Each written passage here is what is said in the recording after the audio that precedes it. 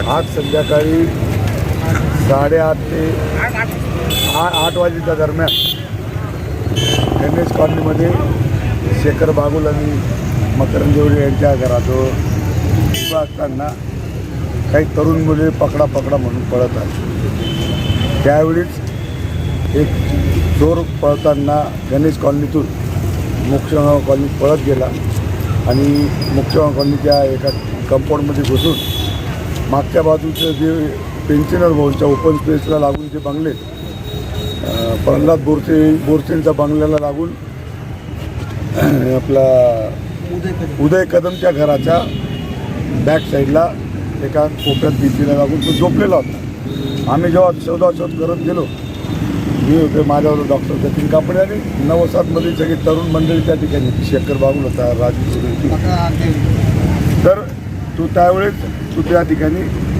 झोपून आम्ही टॉर्चने शोधत असताना तो तिथे भिंतीला लागून झोपलेला होता अंधारात। ज्यावेळेस त्याला त्या ठिकाणी आम्ही पकडलं तर त्याच्या बाजूला धुणं धुण्याचा एक टप होता। त्या टपमध्ये एक टुकडी आणि एक बंदूक त्या ठिकाणी त्यांनी पाण्यात टाकलेली होती आणि मग आमच्यामधल्या काही मुलांनी त्या पाण्यातली टुकडी आणि बंदूक घेतली आणि आम्ही पकडून त्याला आरोमा स्टॉप इथे आणलं आणि दुसरा जो जोडीला होता तेव्हा कळालं की हा आरोमा स्टॉपवर राहुल देवरे यांच्या अपार्टमेंटमध्ये कुठेतरी वरती पैशाची बॅग घेऊन पळत असताना तिथल्या स्थानिक मुलांनी, त्याच्यामध्ये राहुल देवरे होते, बापू खेरणार होते, यांनी त्यांना पकडलं। त्याच्याकडे काही पैशाची बॅग पण होती आणि हत्यार पण होतं। माझ्या माहितीनुसार तिथल्या कोणी पटेल नामक व्यक्तीला पण त्यांनी त्या ठिकाणी हल्ला केला आहे।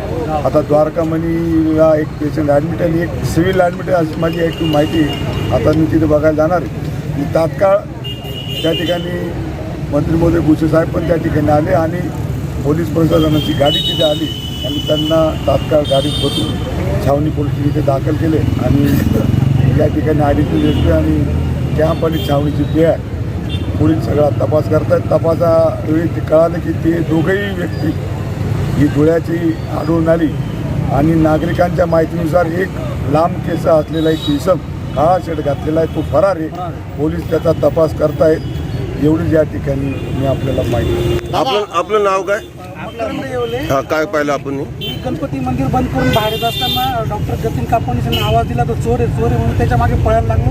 त्याने माझ्या कंपाऊंडरनं उडी मारून त्याला पकडायला लागलो। त्यांनी बंदूक काढली, मी लगेच मागे सरकलो। मी मग वरून माझी मिसेस खाली येत होती, तिला सांगितलं की तू येऊ नको खाली। मग तेवढं ते वर गेले, दादा ते आले तो बरं तेवढ्यात। दादा, बंदूक कोणती होती? गावठी होती का आपली? बंदूक कोणती होती? गावठी नव्हती, बरं, थोडीसं वर्जन चांगलं होतं आणि बंदुकीचं मॅगझिन ज्यावेळेस पोलिसांनी काढलं ती बंदूक गोळ्यांनी लोडेड केलेली होती। आम्हाला तोपर्यंत माहीत नव्हतं की याच्यात गोळ्या आहेत का नाही।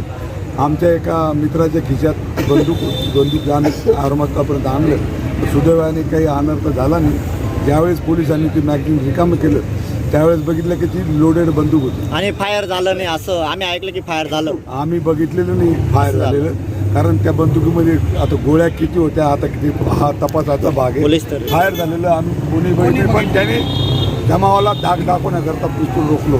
अच्छा, काही याच्यात पैशाची बॅग घेऊन पळत होते असं काही? पैशाची बॅग घेऊन पळालेले होते। आमचे मित्र बापू खेरणार यांनी त्याच्या हातातली बॅग विसरून त्याला पकडल्यानंतर त्याला, आणि ती बॅग राहुल देवरे जे त्या अपार्टमेंटचे मालक आहेत त्यांच्या ती ताब्यात त्यांनी दिलेली आणि त्यांनी ती मूळ मालक जे कोणी बॅगचे मालक होते त्यांना ती सपोर्ट केली। पैशाची बॅग कोणाची होती आणि किती पैसे होते त्याची मला कल्पना नाही। त्यांच्या अपार्टमेंटमध्ये कोण भाडेकरू आहेत त्यांची ती बॅग होती असं मला कळाले।